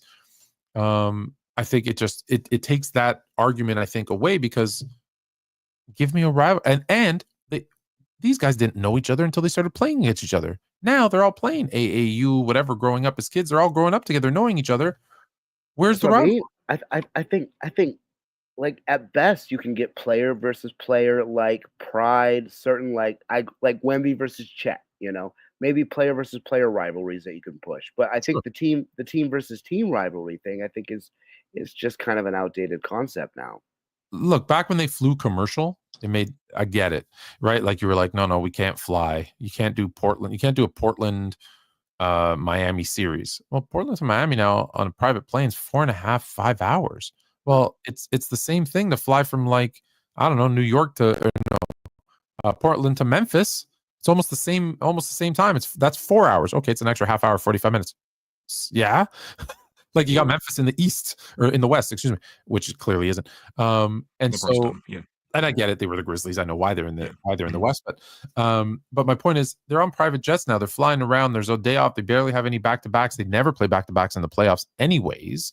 And so, we've seen too many times where one conference is stronger than the other, and you get a weaker competition from one conference playing, being totally outmatched and swept or in 5 against a team from the other conference. And it's happened in both. It's happened on both sides. And it's just like, man, that Western Conference final or that Eastern Conference final, that was actually the NBA. Like how many times you said, well, that was actually the NBA final because that was the game that went 6-7 and the teams were like really going at it. And now they just walked through the final. Well, the final is supposed to be like your showcase spectacle of the two best teams. This isn't like baseball where it's the National League and the American League and they play different games, right? This is right. They actually play literally under different rules. This is the same. It's basketball, and I get it. I'm a traditionalist on one side, but on the other side, I'm like, yeah, but we have to progress. We have to move. We have to change. Maybe the All-Star game isn't that anymore. Maybe we don't need conferences. Now, not to be, last point on this, sorry. Sorry, go ahead. Sorry, I know just say, and maybe that opens up new rivalries because right now you play your division and your conference, and then you only play the other conference one home, one away, 2 games. But if we got rid of it and now you played, the people closer to you, maybe 2 less games, maybe 4 times instead of 6, and then the guys in the West, you pay them now 4 or 5 times instead of 2. Well, maybe, I'm going to make up a rivalry. Maybe Dallas, Milwaukee is actually a really good rivalry that we didn't know. Maybe Giannis hates Anthony Davis now that he's there, and they just like hate each other. Cool. There's a rivalry we didn't even know about. And now we can start building up new rivalries. Like it doesn't always have to be New York, Miami, right? LA, Boston. They're the oldest ones, but as a Bears fan, as you can see from here in football, Bears stink most of the time. So the rivalry between them and the Packers is dead because they always beat us, except for the last game of the season. But traditional rivalries. These traditional rivalries, historic rivalries, like even in other sports too, like Yankees Red Sox rivalry isn't really much of a thing anymore. Like, well, back in to me from like 2002 to 2006, that rivalry was really heated. They were actually fighting in games. You don't see that anymore. Even like Duke UNC, that last Duke UNC game was probably the worst Duke UNC game I've seen, in the past 15 years. Go back to, again, Coach K and Roy Williams, more of a rivalry. I think a lot of people grew up with those, but the people that grew up with them are aging out of the core demographic of you could say sports fans that companies want, and a lot of those rivalries are just pushed by some marketing that ESPN will do. But even Michigan, Ohio State, like that to me still holds a little more weight than other ones. But even then, it's not this kind of hatred that they had before, right? And again, maybe it's just a changing of a time where I think like LeBron, like people say Cleveland Golden State wasn't a rivalry. It was LeBron versus Golden State. Some people say LeBron versus Steph. I'll always say LeBron versus Golden State was the rivalry. LeBron versus the Boston Big Three, quick little rivalry. To me, it's rivalries between a core group of guys and an individual or two core groups of people versus the actual teams now.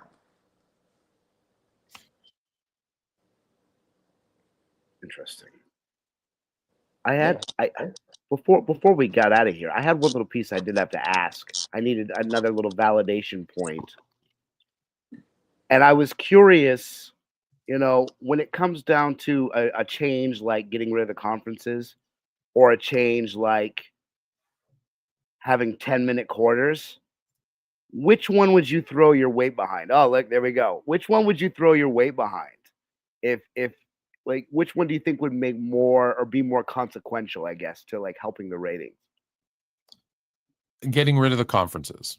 Yeah. And I speak typically from the money standpoint, so I'll stay consistent and say, if you hold on. Excuse me. Thank you. If you move to 10-minute quarters, what you're going to do is eliminate 8 minutes of basketball. What that does is it eliminates $13 million in ad revenue for the commercials in those 8 minutes. And in a league that is complaining that their US TV viewership is down whatever percentage and we're losing money, we can't lose that money. And it's the same reason why there was talks where as the players got bigger, stronger, faster, even though the average height of a player hasn't changed since 1962. But the game has started to space out, right? And they're be able to shoot it from deeper and deeper. And they're like, hey, maybe we should move the 3-point line further back. Well, that would eliminate the corners. Oh no, but we like the corner threes. Well, because they're bigger, stronger, faster, let's make the court bigger.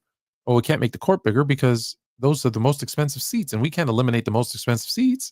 Right? Like there's always something, and it's always money that makes the decision. So 10-minute quarters, what does that change? That the average fan, the casual fan will only watch the last 2 minutes? No. Whether it's a 48-minute game or a 40-minute game, they're going to watch the last 2 minutes.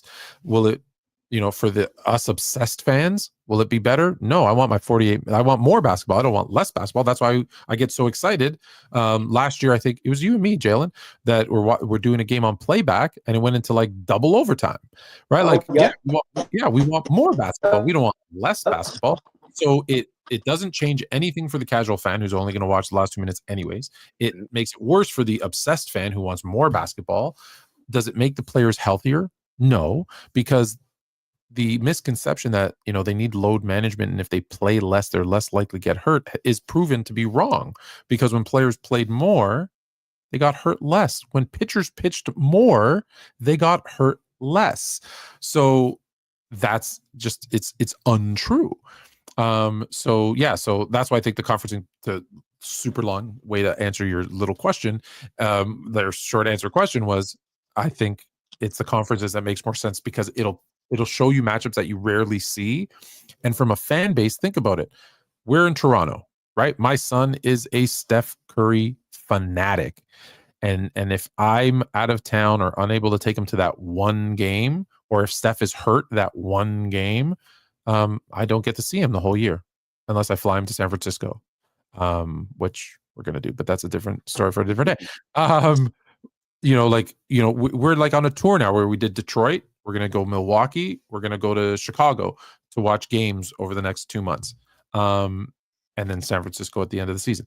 But that's not most people. Like we're lucky. We're his dad's insane and we're doing that stuff.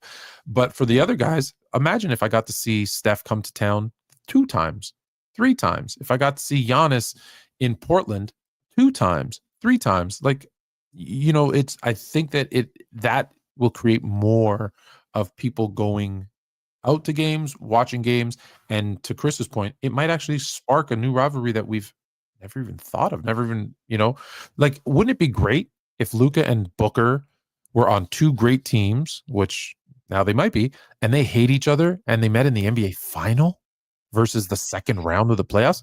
I like that a lot, right? If Chet and Wemby in 5 years were meeting in the finals every year instead of the second round, like, right? Like, if that's if those are the 4 that come to mind that are guys who I think have rivalries, that's great. Like, I'd rather see them in the finals than in the first or now they happen to all be in the West, right? Because we're in that kind of situation where the West, I think, is stronger, not as much as it used to be.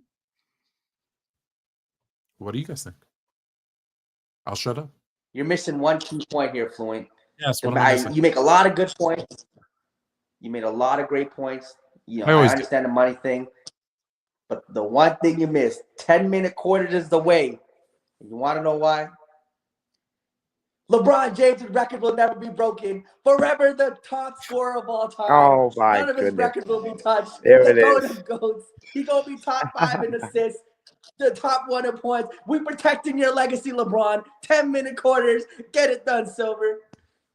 Well, at least you're admitting it's to protect his feeble records. This guy isn't anything but consistent. So yeah, but the only problem with that is if you go to 40-minute quarters, and you're then going to add in the 4-point line, and then all of those records are broken. Yeah, the 4-point line would change everything. And see, that's why I prefer the conference thing as well, because I feel like the records and the integrity of the statistics still holds up more than it would in a situation where it's 40-minute quarters. Well, so, like, if I had to choose, can I double down on Jalen's thing? Yeah. No one's ever averaging 30 a game for a career then either. So Jordan is safe. That's true.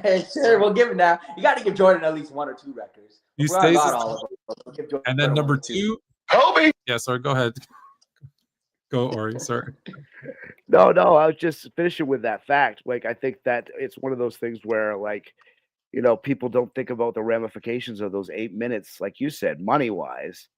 And the conference thing doesn't really have any negative ramifications other than it maybe upsets some purists. Like, the casual fan doesn't care about that. No. The casual fan doesn't even know who's in the East and the West. I guarantee you, if you ask the casual, and let's be honest, right? They're not trying to sell to us. Mm-hmm. We're already hooked. We're in. We'll complain about the bad stuff. We'll give them ideas. We'll praise the good stuff. But we're hooked. We're hooked. There's nothing changing. We're not going to stop watching it all of a sudden. However, who they're trying to get is the people who are on the fringes who kind of sort of watch. Hey, how can we draw them in more? How can we get them to buy merchandise? Because let's be honest, that's right. What we really want them to do is merch. How can we get them to subscribe to NBA League Pass? And then how do we get the younger generation to watch and get hooked so that they become the paying fan, in 5, 10, 20 years? Like, how do you get, right? Like, how did they get Fluent Junior? I'll tell you right now, I didn't push anything, but he saw, a YouTube short and then saw an ad for 2K and then said, oh, I want 2K. Cool. Here's 2K. And then started playing it and then was like obsessively playing it. And then boom, now he's a basketball fan for life. Well, if he never had, those steps, those stages to get drawn in, because listen, he wasn't going to watch a full game. He wasn't going to sit there for 3 hours and watch a basketball game. But he saw highlights on a YouTube short and was like, whoa, that dude can fly. And you know what I mean? So that's what they're trying to figure out is how do we do that? Does shortening the game? Well, then let's just make it like then baseball should have gone to 7 innings, 5 innings. Because 9's way too long. Do you know why they have 9 innings by any chance? Are you any of you guys baseball guys? Big time. Yeah. I'm a baseball guy, but I don't know why they have. You're a big time baseball guy and you don't know? No. I know. So baseball used to be like cricket, where they played until the first team to score like 20 runs, and the games could take 5 hours, 6 hours, 7 hours. They like pause it and have to play the next day, like that's how cricket is to this day. And they're like, we can't do that. And they were already had like the innings, right? And the 3 up, 3 down. And so they said, what can we do? And because they had 9 men, they bounced around. What do you want to do? 5 innings, 7 innings, 9 innings. And a genius said, well, since we have 9 men, let's keep it consistent and have 9 innings. But most people were like, no, let's do 7. And they ended up going with 9 just to match up how many players were on the field. And that's nothing technical, crazy. It was just, oh yeah, like it was arbitrary. We have 9 men. Oh, let's do that. And it was that ever since. And I'm like, man, if that would have been a 5-inning game, I'm telling you right now, it would be so popular right now. Oh, if you could maximize those 5 innings, baseball would be onto something. I tell you. Yeah, well, think about it. If you had 5 innings, it's you're back to what made it great back in the day. 1 pitcher. Yeah. Right. Have each pitcher battle be a TikTok short, each battle between the pitcher and the batter. They can do what are that team, the banana guys that do the dances? Bananas, yeah. Bananas, I love them. Yeah. All right, so that's I got way off topic. Quick baseball take: Derek Jeter is the most overrated baseball player of all time. Stand by it forever. Thank you. He knows. Real baseball people know. And shout out Chill, but Chill had him as a GOAT. Chill had Derek Jeter as the GOAT, better than Willie Mays, better than Mike Trout. The Mets fan as the GOATs? Oh, come on. These are. I have said to him, and we'll end on this because we're way over. I've said to him on multiple occasions, there's no way Derek Jeter can be the greatest baseball player of all time when he's not even top 5 on his own team. Talk about it. Mickey Mantle, Joe. He wasn't even the best. He wasn't even the best shortstop on his own team. Yeah, like. Nomar Garciaparra, I think, had a better peak. You can't. It's like this is what I always say. Like in the NBA GOAT debate, I tell you, it can only be between 5 players. You can pick those 5 players, but it can only be because if you're not the best point guard of all time, you can't be the best player of all time. If you're not the best shooting guard of all time, you can't be the best player of all time. You're not the best small forward power. So all you really can do is pick who are your 5 at each position, and then say of those 5. This one is the one I think is the best, because you can't be the 3rd best power forward and be like the greatest player of all time. That doesn't work. So you can't be the 6th, 7th, 8th best Yankee and be the best player of all time. Like Babe Ruth, Lou Gehrig. Like, you know who played Mickey Mantle? You know who played for the Yankees, bro? Derek Jeter. Anyways, on that note, I'm not. It's time for me to. I drank a beer. Go have a beer. I drank another beer. 3 beers, 4 beers, 5 beers, 6 beers, 7 beers, 8 beers, 9 beers. It's about that time. And for Jalen, hey, you know what? I've got this water. Yeah, go drink some water, bro. Yes, he has to hit the gym. NBA Max will be not here next Sunday because it's the Super Bowl. Super Bowl pick, Chris. Should I give the score? Too? If you want, if you have, sure. Yeah, I guess I'll go Kansas City 30-27. Ooh, close one. Ooh, I like it. Right. I got Kansas City. Give me 38-27. Give me Philadelphia. Last second field goal for the win. 27-24. The refs aren't going to steal this one for KC like they've done the past few games. Last second field goal gets called back on a false start penalty that didn't actually happen on the Eagles, and the Chiefs win.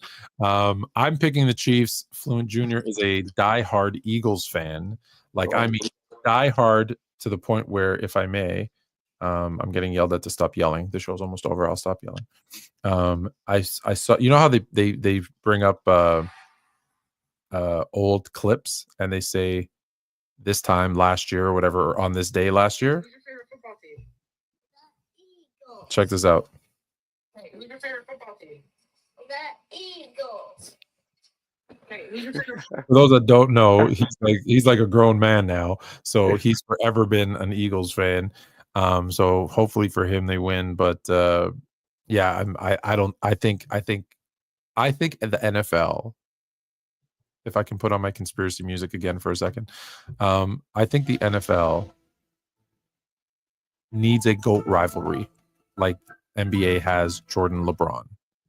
And let's be clear, I don't think Tom Brady's the GOAT of football. I think he's the GOAT of quarterbacks. But if you can create some doubt where now you have Patrick Mahomes being the first to ever three-peat, winning 4 out of 5 trips. Although he's lost in the AFC Championship and the Super Bowl to Tom Brady, if he's the first one to three-peat, now that will start to build, and they will get something that ESPN can talk about every single day like they do. Because don't forget, first letter of ESPN, the E, do we know what it stands for? Entertainment. Do we know what ESPN stands for? Actually, is the question. What is it? Entertainment, sporting, popular news? Entertainment Sports Programming Network. Programming network. Oh, And everybody forgets the E means entertainment. So if they can get another GOAT debate and do what is Jordan versus LeBron, Mahomes, Brady, which one? They're already saying, is Mahomes more Brady or LeBron? If you can create, they're already setting it up. So I think that the script would be that the Chiefs win. So we won't be here next week. This was a special because of all the trades. So 2 Sundays from now, we actually have a full lineup of shows on Sunday now. So there's Wrestling Unleashed, a wrestling show. Do you guys watch wrestling? If you ever want to be on the show, I'll let you know. There's a panel of guys. They're awesome. They're former wrestlers. So they're going to do Wrestling Unleashed. There is, of course, NBA Max, which we're going to panel discuss a bunch of NBA topics. From the Sideline is an NFL show from a couple of ex-players who are going to be talking from the sidelines. And my new favorite show is called Casey Unhinged. She's a 6'2" former basketball player turned IBFF person who's going to talk about fitness and share all the crazy DMs she gets from guys asking to like buy her farts in a jar. It's going to be hilarious. I saw something about that on there, and I was like, whoa, what is this person? Jalen's like going to be the co-host. Jalen's going to be the co-host. It's going to be hilarious. Do it. So until that's 2 weeks from today. Until then, we out. All right. Have a good one, guys. Thanks for having me on the air. Take it easy. Oh, Canada. Put on a suit, drink water, don't drink and drive. Hey, man, call your mother. It means nothing. It means nothing. Nah, they lying to you. It's about the money. Now you're more fluent.